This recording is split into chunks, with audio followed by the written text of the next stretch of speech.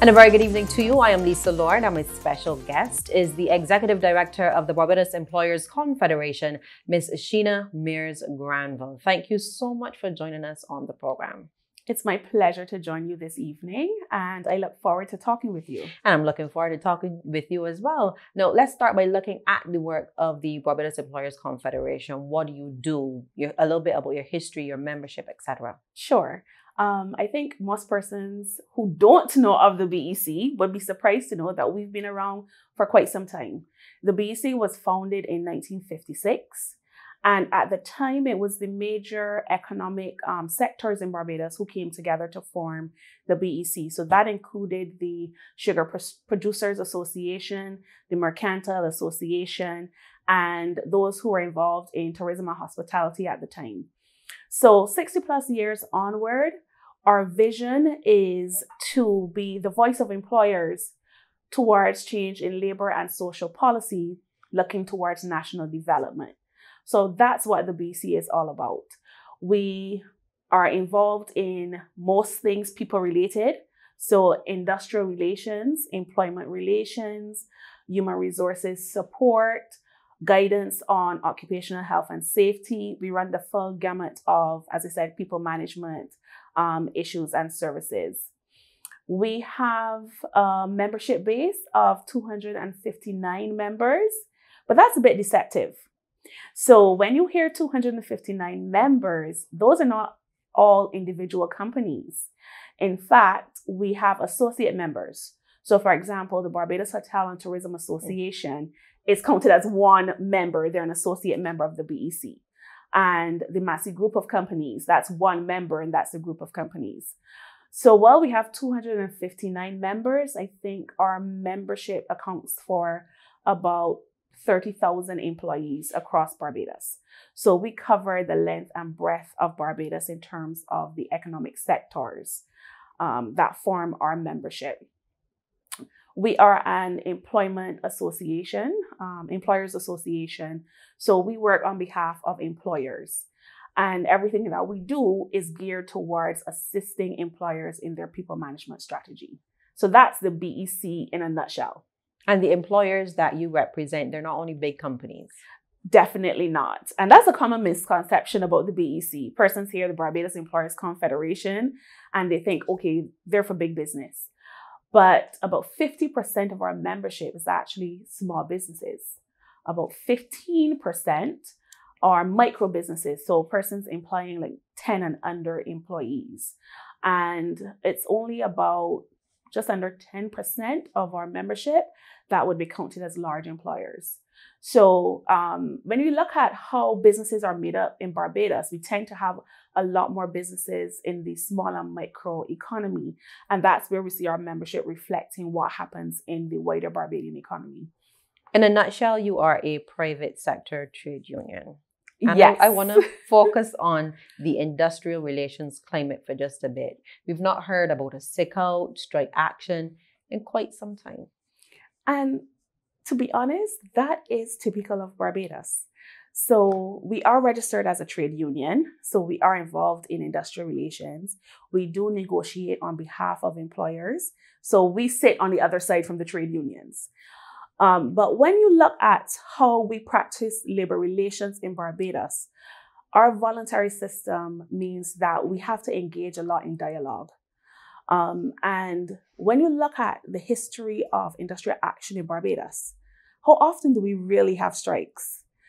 And if we do have a strike, how often does it last? We don't hear about strikes in Barbados happening like in Trinidad, where persons are on strike for 2 weeks, or in France, where persons are on strike for a number of weeks. That's not how we tend to practice industrial relations in Barbados. What we try to do is at the table domestically come to a resolution. And I would say most problems are solved at that domestic level between the company and the trade union. Very few get escalated to the Labor Department, and even fewer are then escalated to the minister. And how often do we really see our prime minister getting involved? I mean, that's a very rare thing. So our industrial relations climate is one that has generally been stable. And that has been to the benefit of Barbados as a whole. Like, no one wants to do business in a place where there's constant strikes and there's the It's bad for business. It's bad for business when things are unpredictable. So generally we have a stable IR climate. And I think that speaks very well to the players in industrial relations. I hear you when you say that most of the grievances are settled at the domestic level. However, we've seen many instances where grievances do reach the Employment Rights Tribunal. And in a lot of those cases, the employer loses the case for simply not following process. That's correct. The track record at the Employment Rights Tribunal, you will see that the majority of the cases have been won by the employee.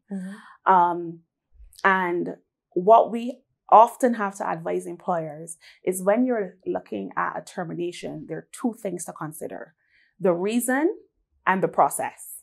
Very often employers have a strong reason, and one that would be supported, but the process is where they tend to fall down most. And we have been doing some work to assist employers in that area. So we have a free publication which reviews cases from the Employment Rights Tribunal and lifts out the lessons to be learned for employers. So we have 2 volumes. We've published 2 volumes of that thus far. And we also have a step-by-step guide to conducting discipline. Now that is a paid publication. It's retails at $50. It's available from us here at the BEC or any of the Cloister bookstores. But those are, avenues that we have put out for employers to help them get the process correct. What has happened is that the Employment Rights Act came into force in 2012. So we're saying, yes, that's 10 years ago. But after years of not having that type of process outlined in legislation, it has taken employers some time to fully understand all of the implications. And while the act was passed in 2012, it did take some time for even the first case to be heard, for employers to then know how these cases will be adjudicated and to make adjustments to their practices based on what has been coming out of the tribunal. So there has been that lag, but we are seeing better compliance from employers as they get more accustomed to referencing the Employment Rights Act and seeking advice on how they should proceed with their employees. So let me just add that one of the things we notice here at the BEC is the general public thinks employers are too harsh. What we see at the BEC is employers are not harsh enough. And when I say that, I'm not saying that you need to be applying a stick to your employees. That is not what I'm speaking about at all. What we have noticed is we have a culture of talking to persons. So, Lisa, you've done something wrong. I say, Lisa, that's not what you're supposed to do. I expect better of you. You repeat the same action next month. And I come to you and I say, but Lisa, we spoke last month. And you do that repeatedly. And I never document it because I'm talking to you. So then 6 months down the road, I said, well, I can't handle this anymore. I'm going to put it in writing. By then, it seems as though this is the first time I'm addressing this issue. But in reality, I've spoken to you on several occasions, but it's not documented. So by the time the process is escalated, it seems as though on paper that we've only addressed this once or twice. But on the ground, we know that this has been an ongoing issue. And that is what we see employers doing consistently. And that puts them then on the back foot when it comes to defending their actions. But we've also seen instances, again, what has come up from the hearings with the tribunal, where persons are not even given the chance to have a disciplinary hearing.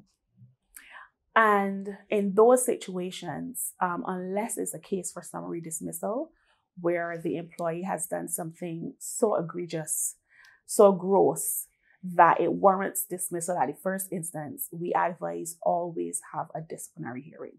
That's our stance. The legislation calls for it. And during the hearing, you gather a lot more information. You give the employee a chance to defend themselves and allow them to bring their representative as well to the hearing. No, I want to give your human resources support service its own treatment, but is this a case where HR practitioners are falling down in companies? Um, to be frank, I tend not to see that where we have experienced HR practitioners. I tend to see that more in small companies who don't have the expertise of HR to pull on to help them through the process. And this is why we exist. I always tell people we are not just here for big business. Big business, they have HR experts within their organizations who will tell them, this is what the act says, this is what you should and should not do. It's the smaller business where it's the owner doing everything that is now frustrated with this employee who more than likely they've been going back and forth for a little bit. And they now say, I can't handle it anymore. You have to go. And unfortunately, we see that happening a lot on TV. We see that based from the US, where they have a completely different system of employment relations, where it's at will employment. So you can fire someone on the spot, but that's not here in Barbados. So then persons act in a rush and then find themselves in difficulty. So we say that's when you pick up the phone and you ask us a question. I'm not sure if you can share, but you did say that many times employers are quite soft in dealing with employees. Mm-hmm. And obviously it's only when grievances reach the Employment Rights Tribunal that we hear of some of these issues, because if they're dealt with at the domestic level, we will never hear. So could you share some of the instances you've had to deal with here at the BEC? Sure. So we have in our publications, we have the Employment Compass, and we had a section in there called Nothing Surprises Me, I Work in HR. And we included that because we at the BEC, because we deal with so many businesses across so many sectors, we tend to hear the unusual stories. So I'll give you some things that employees have done. So some very real examples, not made up, and that we've had to respond to. So we had last year when a company was asking employees to return to the office from remote work, we had one employee indicate that she was unwilling to return to the office to work because she was pregnant at the time and did not want to buy maternity clothes. That was her reason. There was no further explanation or no additional information given to the employer. And the employer had to respond to that statement from the employee. We've had situations where an employee called to say he would not be into work tomorrow because it was his birthday and he was going out drinking the night, so he knew he would not be in a condition to come to work the next day. And an employer had to respond to that scenario.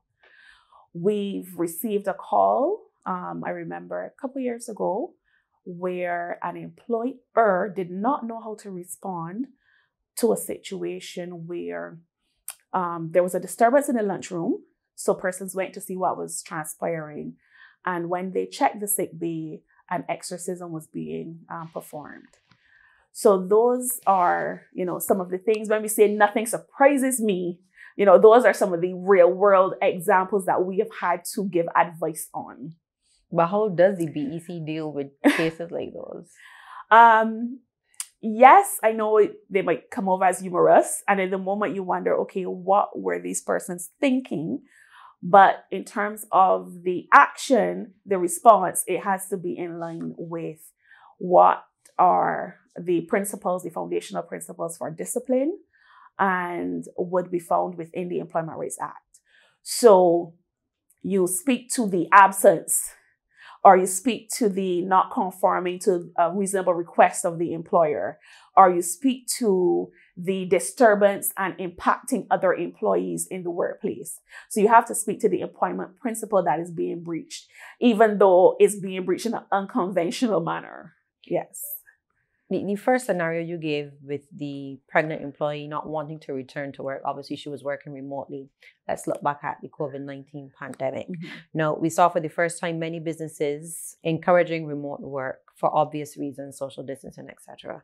And while most persons have returned to the workplace, many are still working very well from at home. Let's look at this scenario. Yes. So it's interesting from where I sit being involved in labor policy, because from, I would say about 2016, 2017, we were talking about the future of work. And the future of work involved the gig economy. It's talked about remote work, etc. And while we were having this conversation, it seemed like a remote concept in Barbados. Mm-hmm. And then we had 2020 come, and then the move toward it was just accelerated. Now, what we found was that a lot of businesses were not fully equipped to handle remote work in 2020. It was done very rushed. I mean, albeit given the circumstances, so it had to be done. And at that point in time, some employees were resistant, some were, very eager for it. But without proper structure, an employer cannot continue that in the long term. So what we have been advising persons, and what we've advised them in the past, is you have to look at your organizational structure. You have to look at your organizational culture, which is very critical. And then look at the needs of your customers when you're looking at remote work policies. The reality is every job cannot be done remotely. And I know sometimes that throws up issues of fairness. So why can this person work from home and I can't? That type of thing. But remote work is one of those things that it can be good and it can be bad. And it doesn't work for everyone in every situation. But we do believe that our society has matured to a point and technology has advanced to a point where remote work is something that can be considered based on the particulars within your organization. And it doesn't have to be exclusive. I think a lot more persons would be interested in hybrid models than exclusively remote or in office. And that's also a consideration. Because we've seen a lot of employers scale down where they were probably renting before because a particular department can work remotely full-time. Exactly. But we also heard of some requests from employees like, you need to give me a proper chair to work from at home. You need to pay my internet and electricity bill. And those are things I think you need to work through. So I'm not going to sit as a spokesperson for our employers and say every request from an employee is reasonable, because we know that's not true. Same way how sometimes every request from an employer may not be reasonable. And that is, as I said, those are things that you need to work through with a proper policy.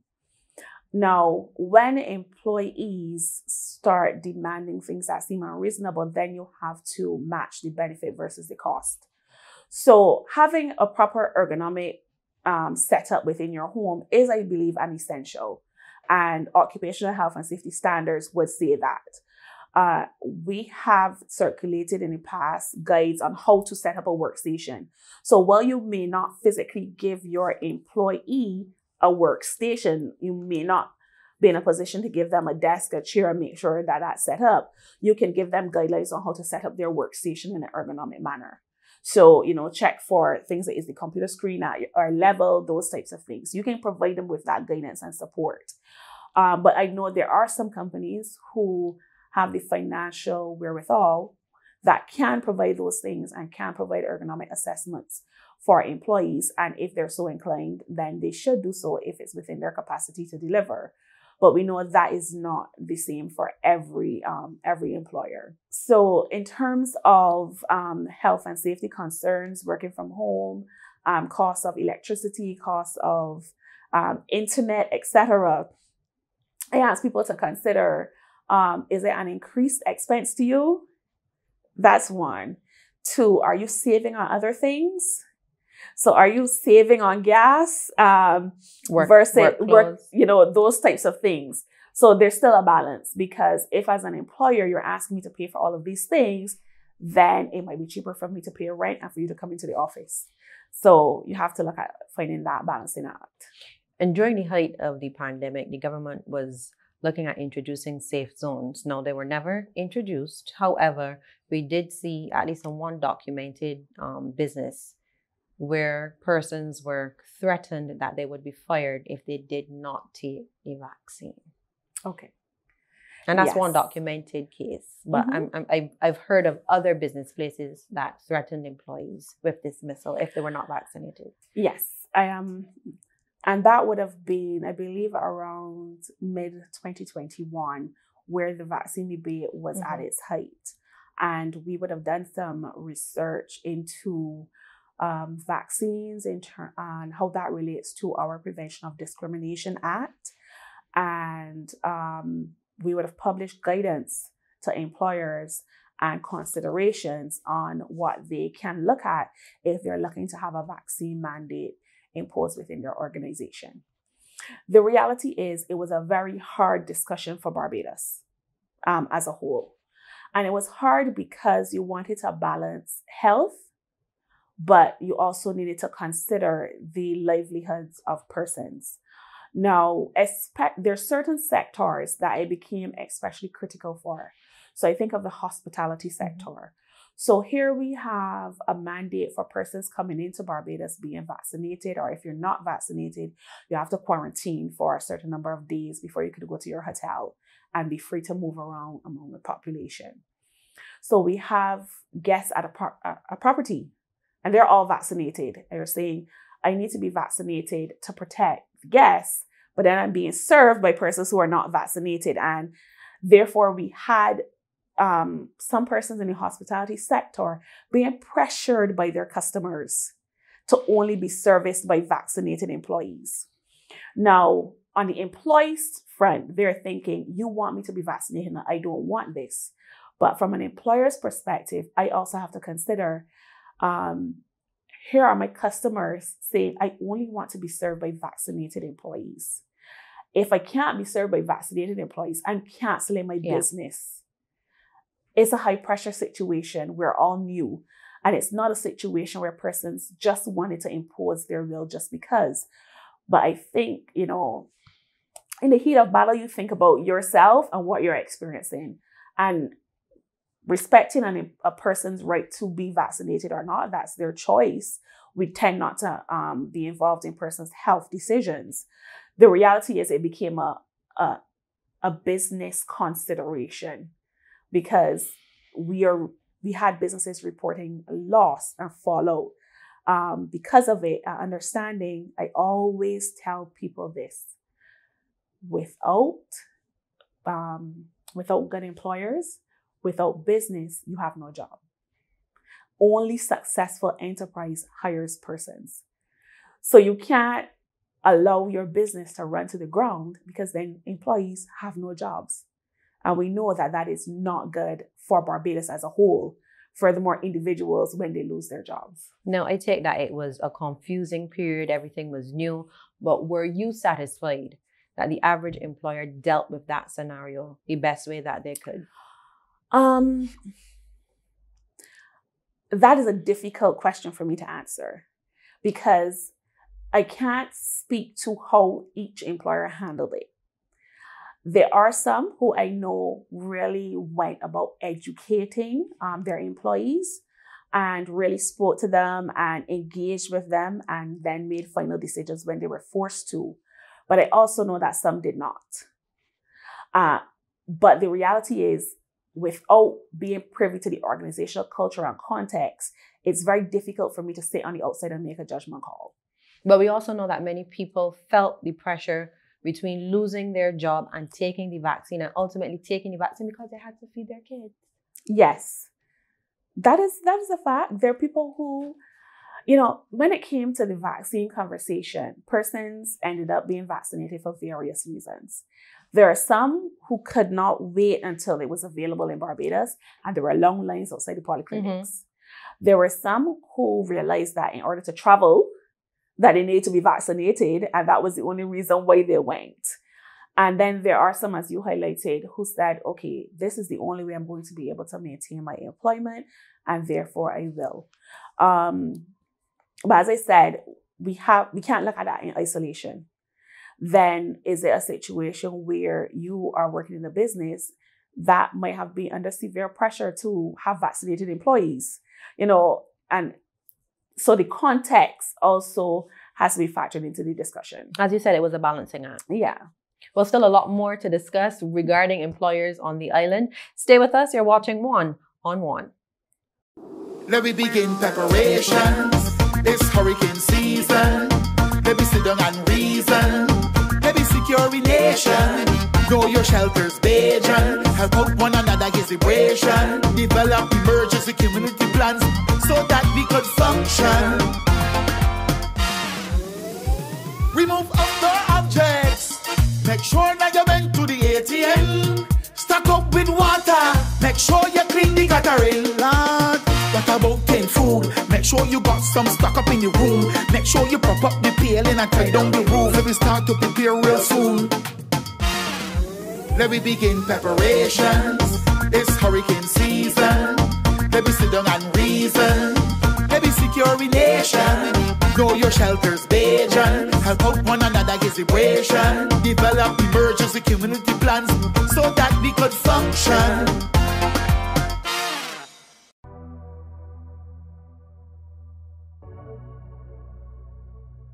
When does a mental health issue become a problem? When should you reach out for help? I'm Krisnan Hurdle, clinical psychologist and certified life coach.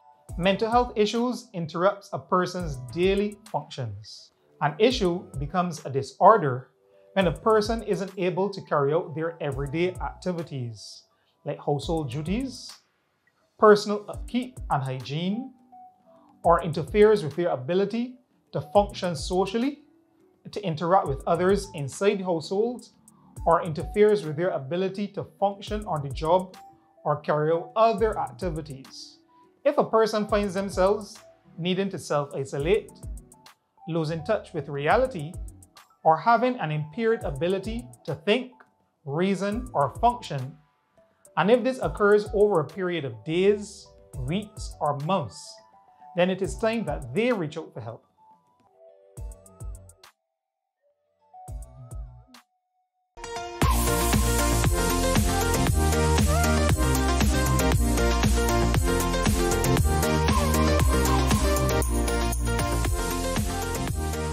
And welcome back. We're chatting with the Executive Director of the Barbados Employers Confederation, Ms. Sheena Mayers-Granville. Now, before the break, we were discussing, the lessons learned from the COVID-19 pandemic. Something that came out was the area of occupational health and safety. We saw a lot of manufacturing plants coming under scrutiny for things like poor ventilation, something that is a requirement under the Health and Safety at Work Act. Yes. So occupational health and safety is one of those areas that we have specialty in.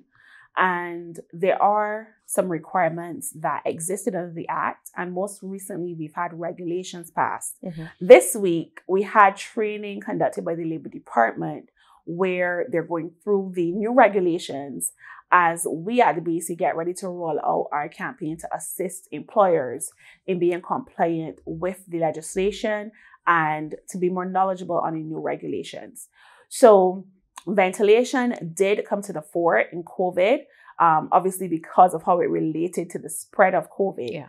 But there are a few areas that, we tend to need to pay some more attention to across the landscape. So said ventilation came to the fore.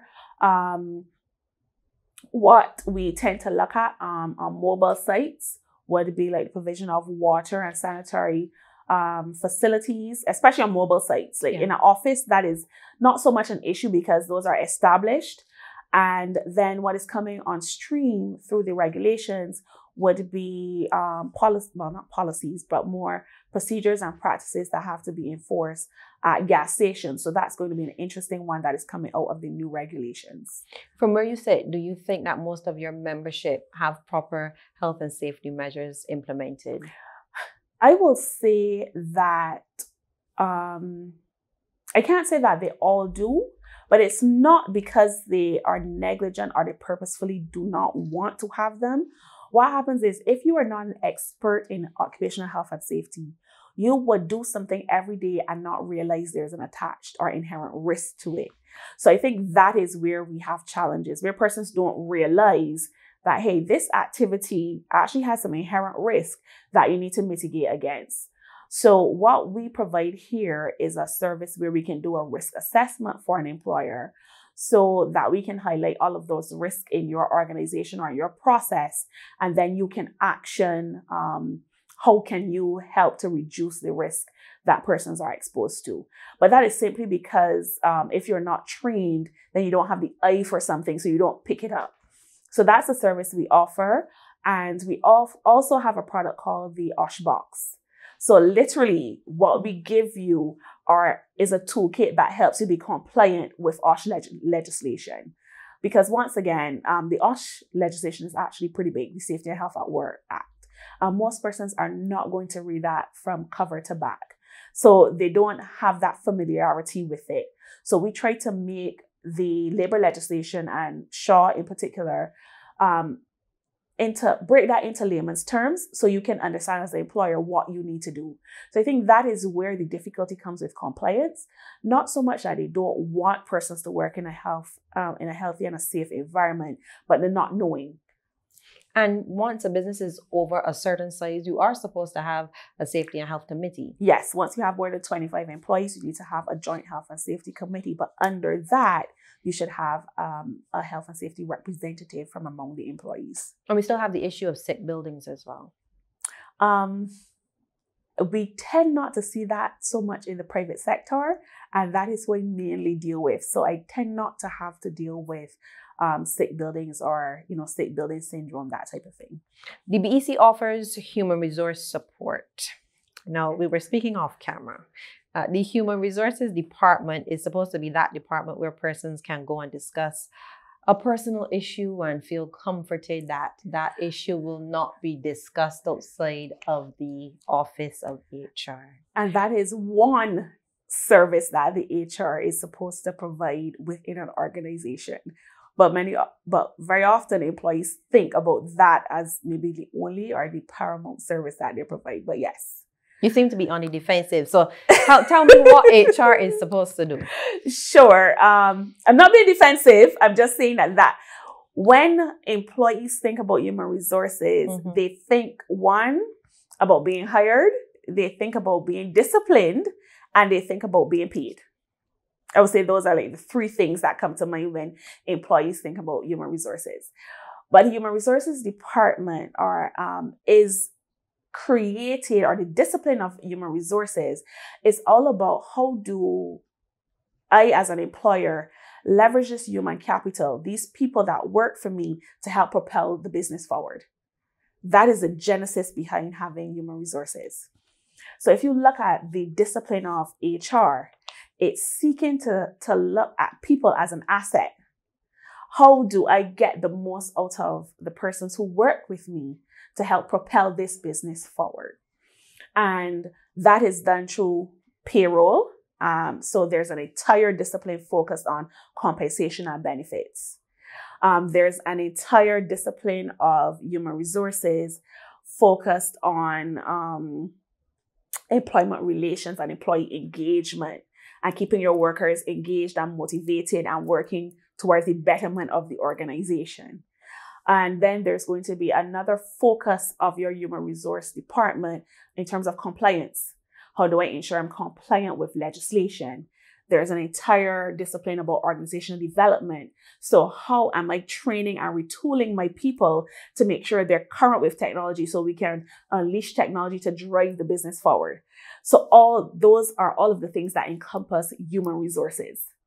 But that's from a business perspective. As I said, when employees think about HR, their view is limited to how does that relate to me personally or what I take from the business, which is fine because we all approach things from our own perspectives. Unfortunately, that leads me to say that HR often gets a bad rap. So in HR circles, we would discuss the fact that employees love when you offer them the job. And sometimes it seems as though it goes downhill from there, because HR is the one who will walk through the office or through the plant and say, but why aren't you wearing your hard hat? So they're seen as the persons who enforce the rules. Whereas from HR's perspective, hey, the reason why we issue hard hats is because there's a risk of something falling, which is occupational health and safety. The fact that your hairstyle doesn't accommodate the hat is not our concern. We are more concerned with protecting you in case something falls. But you just passed Jim not wearing his and you came to me. And HR is supposed to be consistent in applying the rules. So I would tell Jim, John, and Lisa, wear your hats. So then when we come into discipline, so I pass you, you're not wearing your hat. The next time I pass you, you're not wearing your hat, and I invite you to a disciplinary hearing for breach of health and safety rules, then you think HR is also extremely harsh. Why do you have to put this in writing? And that leads back to our earlier conversation. I have to put this in writing now, because one, if something happens to you, you're going to say, I wasn't wearing my hat, but the company's at fault. Two, if I don't put it in writing and it happens a third or fourth time, when I finally put it in writing, it appears as though this is the first time I'm having a conversation with you. But I've already passed you twice and spoken to you about it. So this is where, we tend to have that tension sometimes with HR, because it seems as though they're the ones enforcing the rules. When in reality, HR can be done and sometimes is practiced more as a consultant to line management. So the supervisor who's working with you every day should be the one saying, don't join the line unless you have on your PPE, your personal protective equipment, not somebody else coming through seeing that. Now, there's the belief that businesses where the employees are not unionized usually have the highest level of productivity. Is that a fact or a myth? I would have to say that's a myth, because I do not know of any studies that have produced that information. If persons have that, it's probably anecdotal. And you did say there are several myths surrounding employment. Yes. I would say both on the employee and the employer side, we tend to have some myths that pop up frequently. So, for example, employees have a misconception about how leave works. So very often we hear employees say, I am entitled to six days of sick leave. Mm-hmm. And I have to jump in and say, only if that is provided by your employer through your employee handbook or your contract or something. The law does not give you sick leave. Another common one relates to severance. Employees have the belief that once they leave a company, they should be paid out. That's the common term in Barbados. If you want me to leave, pay me out. However, severance is only due if you're made redundant. So if you are terminated for cause, there's no severance due. If you resign, there's no severance due. We've had persons ask for a payout, severance, after they've resigned. But that is not the scenario. So that's another myth that we tend to see very often. From the employer perspective, where we work with them to clarify some misconceptions, the biggest one I would say is the use of fixed-term contracts. So sometimes employers have employees on fixed-term contracts, so 1, 2, maybe 3 years. And because it has a definitive end date, then employers have the understanding, which is not necessarily correct, that once that fixed date arrives, then the employee can be exited. The reality is, if you have an employee on successive fixed-term contracts, so I've hired you, Lisa, to work with me for 1 year as in my marketing department, for example. And then the next year, I renew your contract, same position, same marketing department. And then the third year comes, I renewed your contract again for another year, same marketing department. And I do that for 4 or 5 years. Because when we hit the 5th year, you have an end date, doesn't necessarily mean that I just say, bye, Lisa, and I bring in someone else to work in the marketing department in that same role. Because you have been employed with me over successive terms, what that means is there's some level of continuity of employment. So what we would advise an employer, if it really were you were working on a special project and it was extended and then it came to an end, then, legitimately you're being made redundant, because what you are working on has now reached its conclusion and the position is no longer needed. But all the rules around redundancy would still apply. But if it was that this position is integrated into my organization. Having you on successive fixed term contracts doesn't really give you, the employer, that much protection. Really, I can't just say, bye, Lisa, and bring in Sheena into that role, because you, Lisa, would have a legitimate question when you say, why was I terminated? Exactly. So that is one of the things that we work with employers to clarify. Is it a situation where it's project-based? Then that is the perfect scenario for a fixed-term contract. If the job is integrated into your business, then you're hiring an employee. Don't give yourself the extra admin work. Just hire the employee. If there's poor performance, etc., you work through the process if the person needs to be exited. Now, in the year 2022, we are still hearing of persons not being paid or being pressured to work overtime by employers. And you're looking for my response. Of course. Persons not being paid overtime, there's legislation that speaks to that. So we have the the Shops Act, which speaks to the conditions for shop assistants. And that talks about what is a regular work week and when a person will qualify for overtime. For persons who are not shop assistants, then I would direct them to the Minimum Wage Act, which speaks about the minimum wage as well as a rate for overtime. So that is under legislation. And anything that speaks to legislation, we direct employers to the legislation to say you can do no less than the legislation. You can always do better than, and we do see that happening, but you can't do less than what the legislation provides. And the reason I brought that up is because every year, especially going into the Christmas period, the Government Information Service always issues that notice to employers. We do the same thing. And not only at Christmas, at every holiday season, we send out circulars to employers, reminding them on which days are the holidays, because sometimes that is where the issue lies. Sometimes the issue is not the payment per se, but it's payment for which days. Yes. So, for example, if Boxing Day falls on a Sunday, that Sunday is not a holiday. So if you work on that Sunday, some employees expect double time because in their mind it's the 26th. But the 26th isn't actually the public holiday, it's the 27th. So sometimes that is the reason behind the issue. But we find that tends to happen around Christmas and around Easter. And that's why I brought it up. And Heroes Day, May Day as well. We tend to see that. No, sexual harassment in the workplace.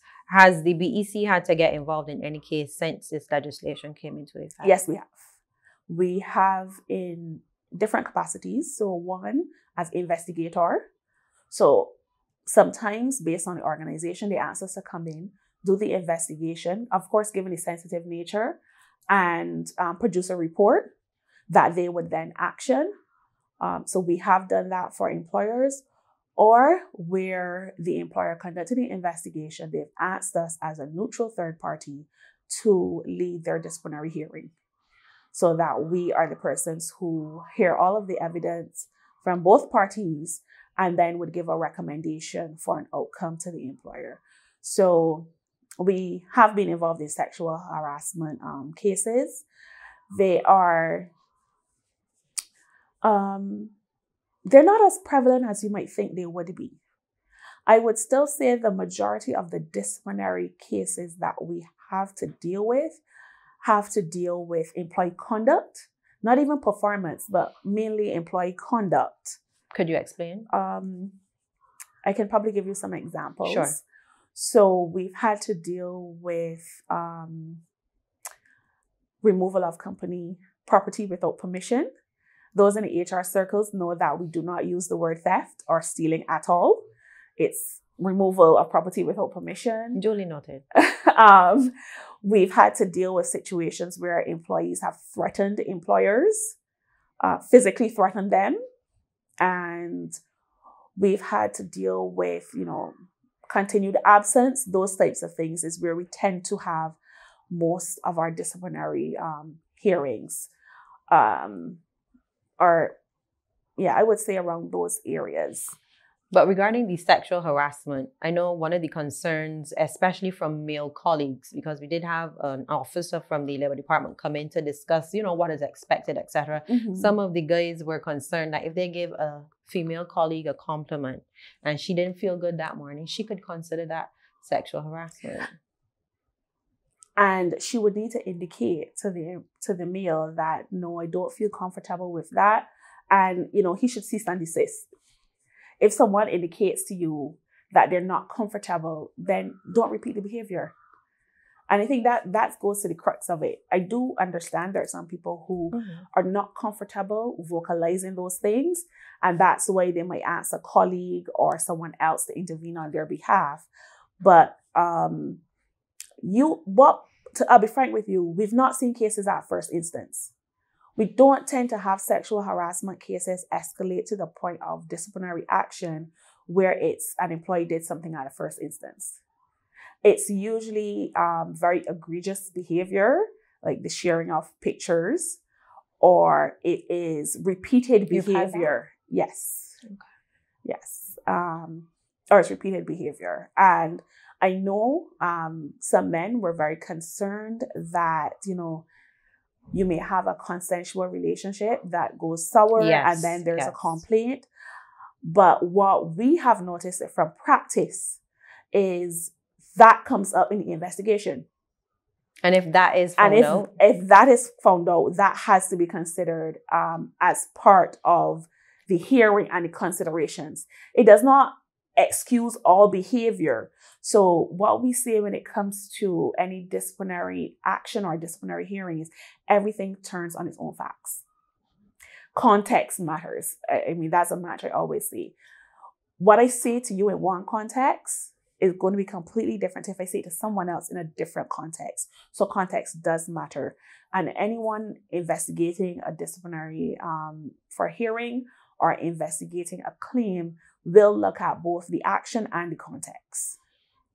Oh, this is a difficult question, but what is the single greatest challenge for employers at this time? The single greatest challenge for employers right now, I would say, is managing their costs, managing their expenses. And that seems like a catch-all, but we all live in Barbados. So we all know what inflation is doing to supermarket prices, to gas prices, etc. And what we as individuals deal with is multiplied from an employer perspective because they're consuming a lot more to run their businesses. And there are some prices that the general consumer will not see that an employer has to face. So just last week, we were having a negotiation and the employer was stating to the employees, the costs that we have faced, they have in some cases increased by 400%. So the price of one item moved from $100 to $500. One item, one box. So I'm trying to control that cost while trying to keep my prices stable to maintain my business. And then the reality is employees are now asking for salary increases to manage the cost of living. So that is, I think, the single biggest challenge for employers at this point in time. So what I am hearing from my employers, they're telling me, I would love to give a salary increase, but I don't know if I can afford it. Because if we look at how the Barbadian economy has gone in the last 10 years, we've had minimal growth. Some years, I laugh when I say negative growth, but in some years, the economy has contracted pre-COVID. Then, so we have about 10 years of very nominal, limited growth. And then we're hit with COVID. And then we have a 25% contraction in 1 year. We say 25% contraction in the Barbadian economy. Understand that means businesses are losing foot traffic, they're losing spend, and they're barely keeping their head above water. That's where we had layoffs, etc., happening in 2020. 2021, they're still trying to survive. And by 2022, their head is not above water yet. And they're being slammed by these inflationary prices. And on top of that, my employees, and I live here, so I know that the ask from the employee is not unreasonable, but literally, I cannot afford it. And that's a challenge that we're dealing with right now. So inflation and the employees wanting a salary increase. Yes, and the ability of the company to provide such. So the BEC also provides recruitment services. Yes. You conduct interviews on behalf of clients. Is the education system providing what the labor market needs? Now, that has been a source of concern for us at the BEC on two fronts. One, we don't have the labor market information that is necessary for planning purposes. And I know the Ministry of Labor has been working on a project to enhance that.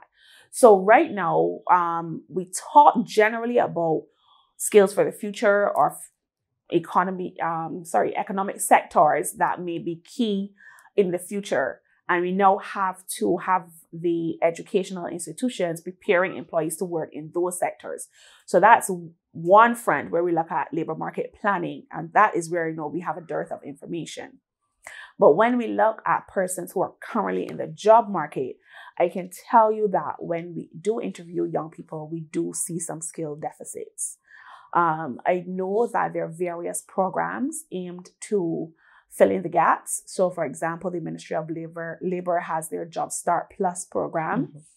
And I know we have the Barbados Youth Advanced Corps helping to fill the gaps. We at the BEC, pre-COVID, and I think we'll restart that from 2023, we had a program, Securing the Workforce of the Future, helping to, inform school leavers of those soft skills and working with them to develop them to enter the world of work. So I know that there are concerted programs to assist, but generally we do see what we call soft skills being absent from our young people looking to enter the job market. Expand on those soft skills, these skills. So that has to deal with conflict management, time management, managing themselves, how to present themselves. Unfortunately, when it comes to being interviewed, how to express themselves properly. Sometimes when you ask simple questions like, tell me about yourself, they're not able to articulate. And that's where we're seeing those deficits from our young people. No, I know you have a symposium coming up next month that you want to tell us about. Yes, I do. On November 9th, we have a symposium. And what we're aiming to discuss with executives, HR professionals, is all about learning from COVID and what we need to take forward. So there were some hard lessons learned. We mentioned this earlier in terms of remote work, some of those legal implications. That is what we're looking to discuss. We are working with the International Organization of Employers to have some international perspectives on countries who have reached the point where there are no restrictions and how that has impacted business and how their post-COVID recovery is looking, and if there are any lessons that we can learn from here in Barbados. So the symposium is focused on, what we went through. Let us learn from those lessons and see how we can infuse them into building a better employment culture and leveraging those lessons here in Barbados. And the 9th of November, where? The 9th of November, we're going to be at Sandals Royal, and you can join us. You can go to our website, barbadosemployers.com, where you can get further information on that. Well, thank you so much for sitting and chatting with us. We know that you have your hands full here at the BECU and your team. Thank you so much. Thank you so much, Lisa. It's been my pleasure chatting with you. And for employers in Barbados, we are here at the BEC to serve you. So don't hesitate to reach out. Thank you very much. That was Miss Sheena Mayers-Granville, the Executive Director of the Barbados Employers Confederation. I am Lisa Lord. You are watching One on One. Do have yourself a wonderful evening.